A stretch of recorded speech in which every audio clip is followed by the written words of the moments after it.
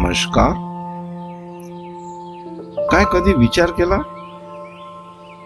ध्यान करताना मनात एवढे विचार काय येतात? ध्यान नेमकं काय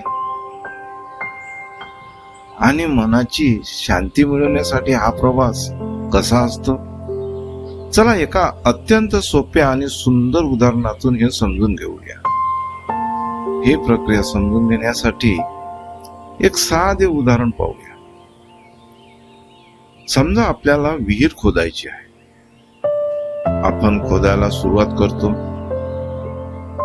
सुरुवातीला कचरा माती बाहेर येते,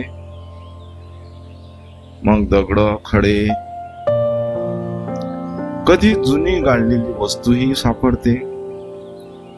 त्यानंतर कठीण खडकाचे थर येतात, मग वाळू.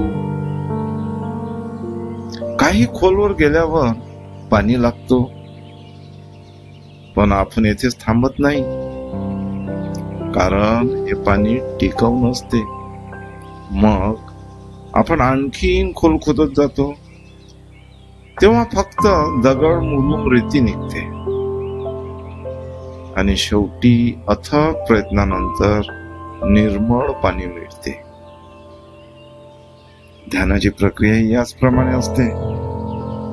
जेव्हा आपण डोळे मिटून शांत बसतो, तेव्हा सर्वात प्रथम मनात अनेक विचार येऊ लागतात. जुन्या आठवणी, भावना, चिंता, भीती, राग, अपेक्षा आणि असंख्य कल्पना वर येतात.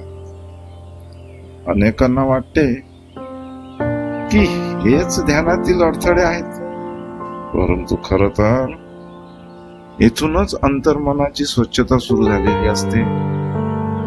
जसे विहीर खोदताना वर असलेला कचरा काढून टाकावा लागतो, तसेच ध्यानातही मनातील साचलेले विचार आणि भावना हळूहळू बाहेर येतात. जर आपण संयम ठेवला, नियमित सराव केला आणि प्रयत्न सुरू ठेवले, तर एक दिवस मन पूर्णपणे शांत होऊ लागतो, निर्मळ पाण्यासारखे. ज्याप्रमाणे विहिरीचे निर्मळ पाणी मिळवण्यासाठी महिना दीड महिना लागतो, त्याचप्रमाणे ध्यानानेही निर्मळ मन मिळवण्यासाठी महिना दीड महिना तर नक्की लागतो.